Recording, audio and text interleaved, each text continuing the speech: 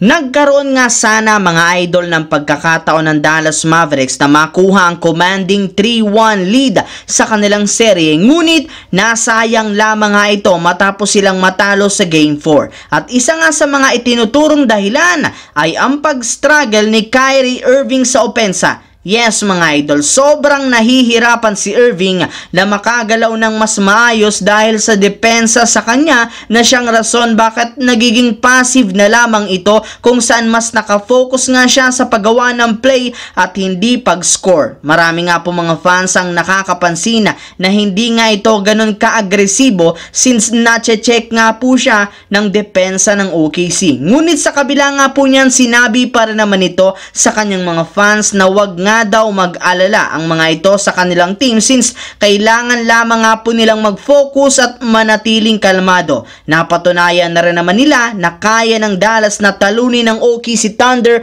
kahit sa loob ng home court nito sa Game 2, kaya sigurado nga po nakakayanin muli nila itong maulit sa Game 5. Samantala, napatunayan nga po ng Denver Nuggets hindi talaga dapat maliitin o i-underestimate ang puso ng isang kampyon matapos nilang maitabla ang serye 2-2 mula sa pagkakabaon sa 0-2 sa kanilang unang dalawang laro, at isa nga sa mga dahilan bakit matagumpay na nakapag-comeback ang kanilang team at naibalik nila ang kanilang kupunan sa home court advantage dahil sa ipinakitang performance ni Nikola Jokic. Hindi nga katulad ng nagdaang Game 1 at Game 2, mas confident na nga itong gumalaw, especially sa pagtatala ng puntos at paggawa ng magandang plays. Halos pinaglalaroan lamang nga nitong depensa ng Best Defensive Player of the Year na si Rudy Gobert. Ngunit kung ang NBA veteran nga na si Rajon Rondo ang tatanungin,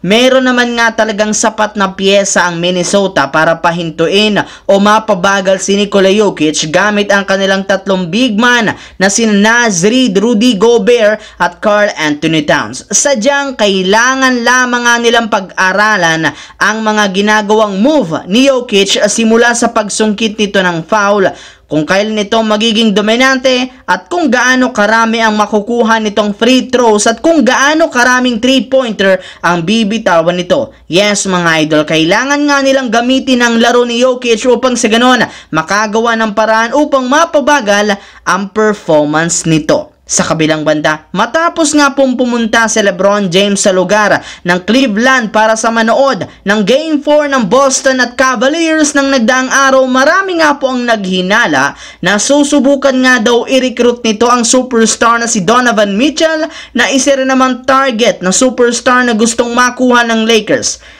Sayang lang naman nga daw ang talento ni Donovan Mitchell sa Cavaliers, kaya panahon na upang lumipat ng ibang team na magbibigay sa kanya ng kanyang unang kampyonato. Bukod nga po dyan, kumalat rin naman sa balita mula sa isang insider, wala rin naman nga pong pakialam o hindi rin naman daw talaga interesado ang Lakers sa pagkuha kina Trae Young o DeJounte Murray mula sa Atlanta Hawks, bagkus mas nakatuon nga ang kanilang atensyon sa pagkuha kay Donovan Mitchell. At kung sakali man nga po na hindi pa makuha ng Lakers si Mitchell sa isang trade, mas gugustuhin na lamang nga ng Lakers na kumuha ng mga magagaling na role player para mapalalim ang kanilang bench, especially ang kanilang mga role player.